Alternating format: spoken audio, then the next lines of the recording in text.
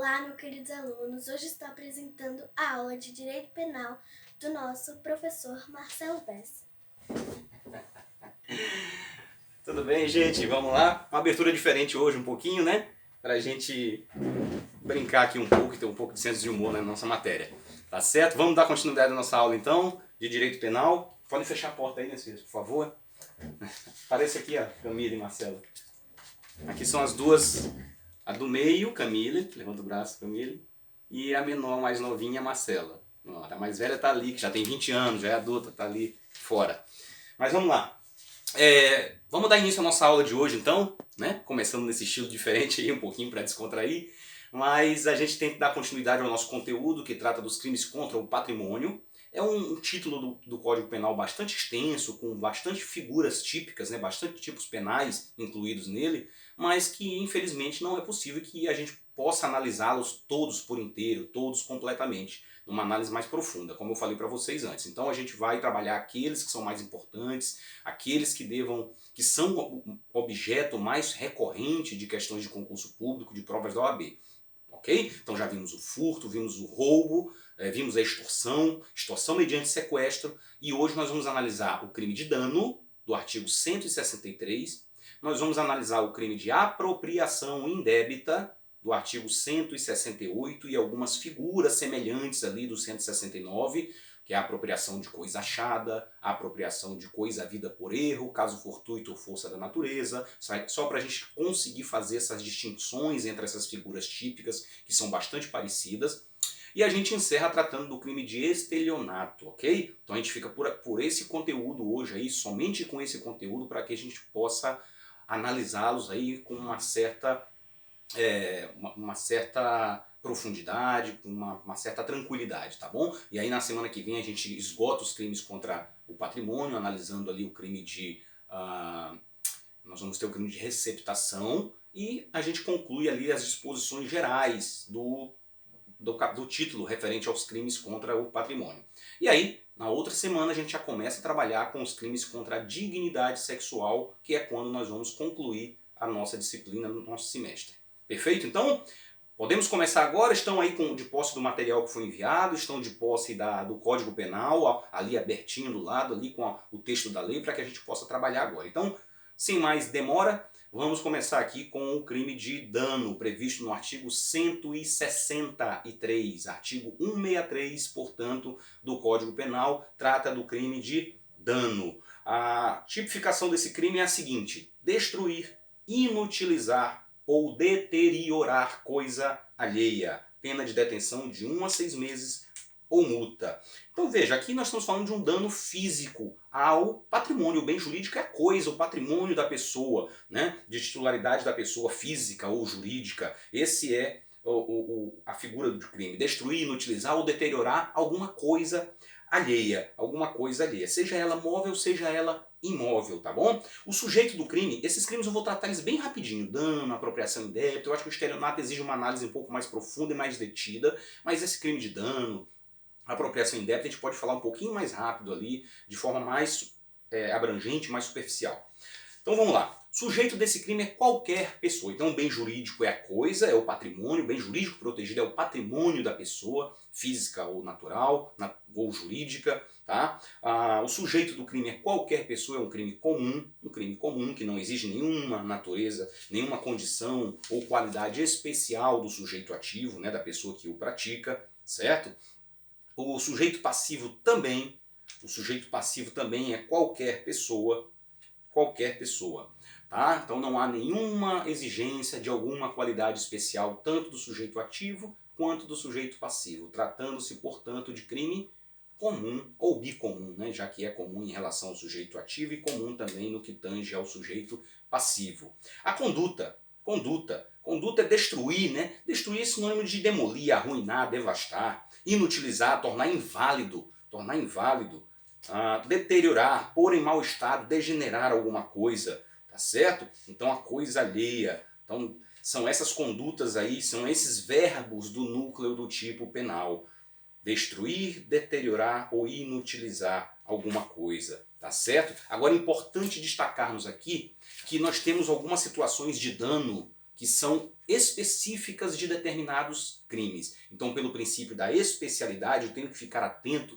que existem algumas hipóteses em que o dano que é causado pode ofender um determinado bem jurídico, determinada coisa, naquele caso, que pode fazer com que esse dano seja um dano específico de um crime específico e não o crime previsto aqui no artigo 163, tá certo? Então vamos usar o artigo 163 numa hipótese geral.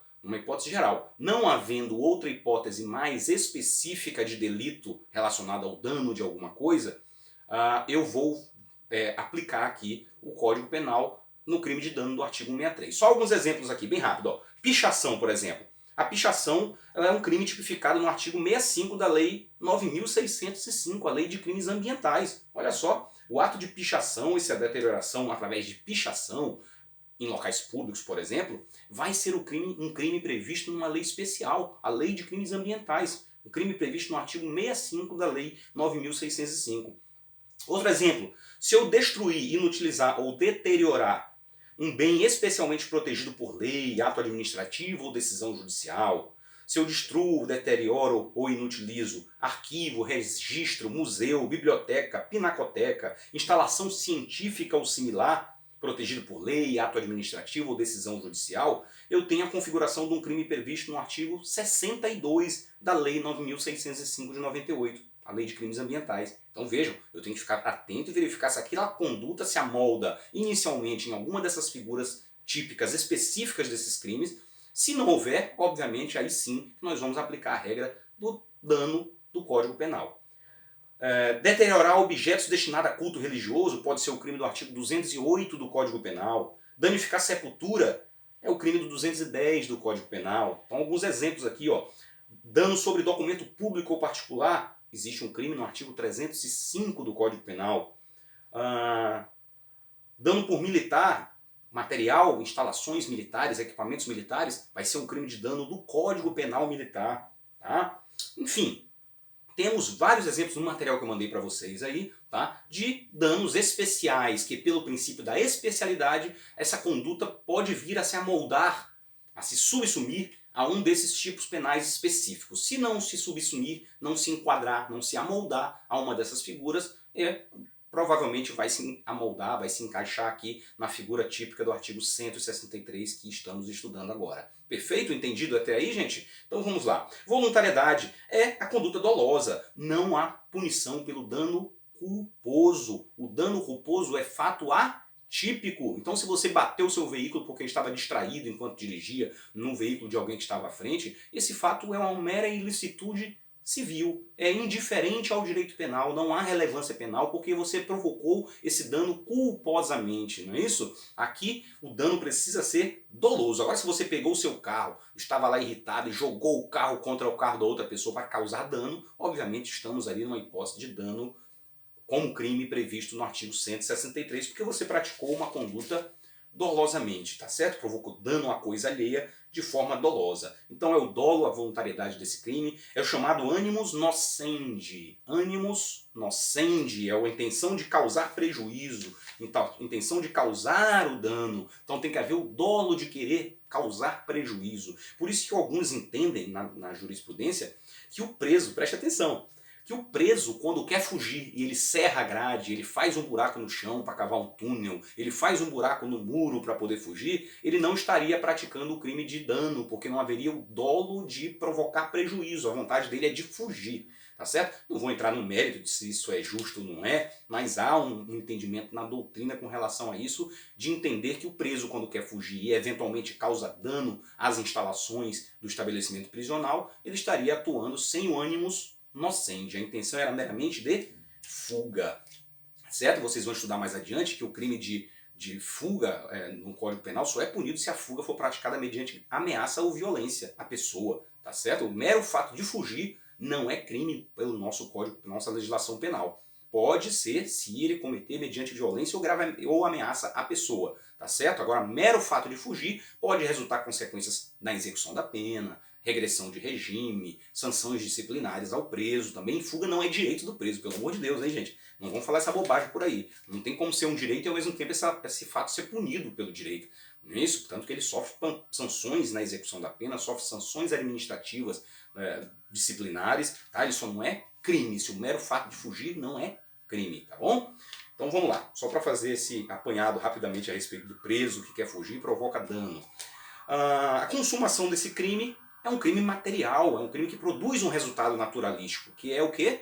A deterioração, a inutilização ou a destruição de uma coisa. Então a consumação ocorre quando há um efetivo dano a esta coisa, objeto da conduta do agente. Tentativa é admissível, obviamente, não é isso? O agente tenta praticar o ato de danificar coisa e é impedido, por exemplo. Digamos que eu quero tacar uma pedra no carro, mas não acerto. Né? É uma figura de um dano tentado. É perfeitamente possível vislumbrarmos a figura de um dano na sua forma tentada. Muito bem, muito bem. Continuando então, ó, figuras qualificadas. Figuras qualificadas. Se o crime é praticado com violência à pessoa ou grave ameaça. Então, nesse caso, se o agente se utiliza de violência ou grave ameaça à pessoa, nós temos uma forma qualificada aí prevista no inciso 1º,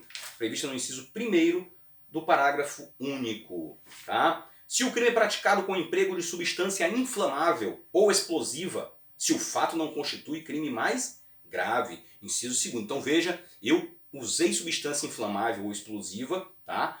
Desde que isso aqui é uma figura subsidiária. Se eu tiver um crime mais grave, aquelas figuras lá do 252 que eu falei para vocês, que é quando você provoca um incêndio ou explosão, expondo a perigo à incolumidade pública, ou seja, um número indeterminado de pessoas, eu tenho um crime mais grave, previsto lá no artigo 252, tá certo? Aqui é um caso em que o dano eu utilizo de substância inflamável ou explosiva, mas não houve essa exposição a perigo, a incolumidade das pessoas. Houve somente o dano realmente àquela coisa. Então não houve grandes proporções na conduta do agente, de modo a configurar um crime mais grave lá do crime de explosão ou do crime de incêndio previsto lá no capítulo próprio. É o crime de dano propriamente, tá certo? Se o crime é praticado contra o patrimônio da União, de Estado, do Distrito Federal, do município ou de autarquia, fundação pública, empresa pública, sociedade de economia mista ou empresa concessionária de serviços públicos. Aqui então nós estamos falando de um patrimônio que tem uma destinação pública, seja porque pertence à administração pública direta, que é a União, Estados, Distrito Federal e municípios, ou entes da administração indireta, como fundações públicas, que são equiparadas a autarquias, né? Autarquias, fundações públicas, sociedades de economia mista e empresas públicas, entes da administração indireta, vocês estudarão isso em direito administrativo, como também bens pertencentes a concessionárias de serviço público, empresas privadas que, por delegação do poder público, exploram atividades de natureza pública, com a finalidade pública. Então, mesmo esses bens privados que estão afetados ali, empenhados nos serviços públicos, também estão protegidos aqui por essa qualificadora. De modo que se o agente causa um dano a algum desses bens pertencentes a estas entidades, estará praticando o crime de dano qualificado. Muito bem? Ótimo, então. E a última hipótese, se o crime de dano é praticado por motivo egoístico ou com prejuízo considerável para a vítima. Então, um motivo egoístico, um motivo que diz respeito a somente o próprio agente. Então, digamos que um homem ciumento que foi lá e quebrou o carro da mulher, ou vice-versa, não é isso? Um motivo egoístico, ele quebrou por inveja, por exemplo, tem raiva da pessoa. Uma vez eu vi um exemplo na internet, o carro dele estava sendo arranhado, ele não sabia o que era, quem era, né? E ele botou um insufilme no carro, né, película, e ficou escondido dentro do carro lá de manhã. E ele viu que era a vizinha dele que passava do lado ali com um prego e arranhava a lateral do carro dele. Por pura inveja. Nenhum motivo, não tinha briga com ela, não tinha nada. A mulher estava com inveja pela condição financeira dele, que era um pouco mais favorecida, um pouco melhor do que a dela. E ela estava com inveja, estava indo arranhar o carro. Veja que mente doentia, não é isso? Então veja, isso é um caso de dano causado por motivo puramente egoístico. Não é isso?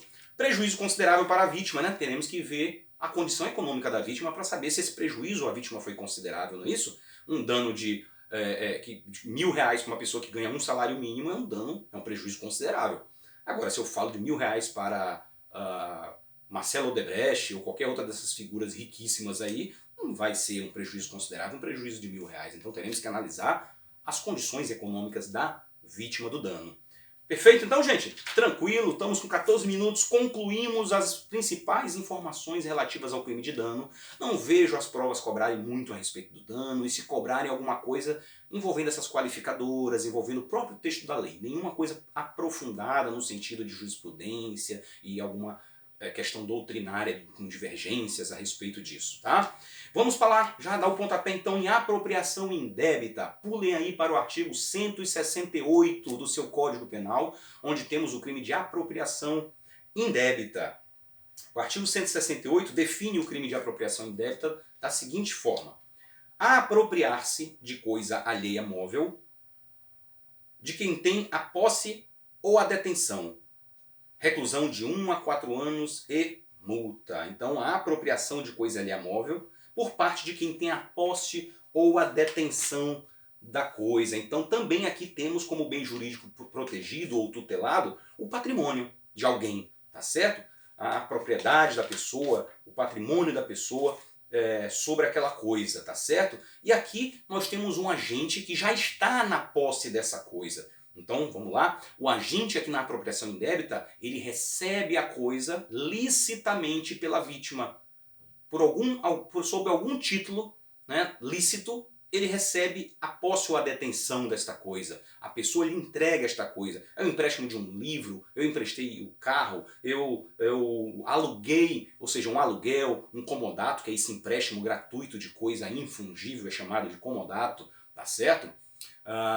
Um contrato de aluguel, tá certo? Qualquer forma, a coisa está em poder do agente, tá bom? Então parte-se do pressuposto para o crime de apropriação indébita, primeiro, que a posse da coisa que o agente irá se apropriar, essa posse inicialmente era legítima, ela veio até ele por um ato legítimo. A vítima entregou para o agente de alguma forma aquela coisa legitimamente, mas entregou essa coisa em caráter precário. O que é a posse precária? É aquela posse provisória, aquela posse que na hora que o proprietário da coisa, ou o legítimo possuidor, a reivindicar, a pedir de volta, o agente deve devolver, tá certo? Então essa posse é uma posse chamada precária, é uma posse precária, uma posse provisória, tá certo? Uma posse provisória.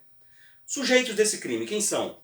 Qualquer pessoa sujeito ativo, qualquer pessoa sujeito passivo. Atentem aqui agora que se a pessoa, o sujeito ativo, for um servidor público, um funcionário público, no exercício da sua função, que se apropria de coisa alheia, pública ou particular, aproveitando-se dessa sua condição, tá certo? Porque tinha posse da coisa ou a detenção em razão do seu cargo, nós não teremos o crime de apropriação indébita do artigo 168, e sim o crime de peculato. Crime de peculato, figura esta prevista no artigo 312 do Código Penal. Então, agente público, se apropria de coisa pública ou particular que está na posse da administração pública e o faz em razão do cargo, por ter a posse daquela coisa ou detenção em razão do seu cargo, nós falaremos aí de crime de apropriação, peculato ou apropriação. Peculato ou apropriação previsto no 312, não do crime de apropriação indébita. Professor, e se era um funcionário de uma empresa particular, não era agente público? Aí sim, o camarada era o tesoureiro e ele manuseava o dinheiro daquela entidade, daquela empresa, e ele se apropria desse dinheiro. Opa, aí nós estamos diante do crime de apropriação indébita. O camarada cuidava do almoxarifado, era ele que tinha posse das coisas que estavam ali no depósito, no almoxarifado, né? Material de limpeza, material de expediente, né? Daquela empresa privada, não é isso? E ele se apropria dessas coisas que ele tinha posse. Opa, ele está invertendo o ânimos da posse e está se apropriando indevidamente. Então pratica o crime de apropriação indébita. Perfeito, então. Conduta de se apropriar. A conduta desse crime é apropriar-se, assenhorar-se, tomar para si. Lembra aquela disposição, aquela expressão, aquele brocardo em latim que nós falamos? Animus rem sibi habendi. O ânimo de se assenhorar da coisa, de ter a coisa para si, de ficar com a coisa para si, de se tornar dono da coisa. Aquela coisa que ele não era dono, que ele tinha posse precária. Lembrem que eu falei para vocês? Ele tinha posse precária e ele inverte essa condição e se apropria, se comporta como dono. Deixa de se comportar como um mero possuidor, detentor a título precário e passa a se comportar como dono. Passa a se comportar como dono. Vamos para o nosso intervalo agora e a gente retorna logo em seguida, continuando aqui a falar sobre o nosso crime de apropriação indébita. Tá bom? Vamos lá.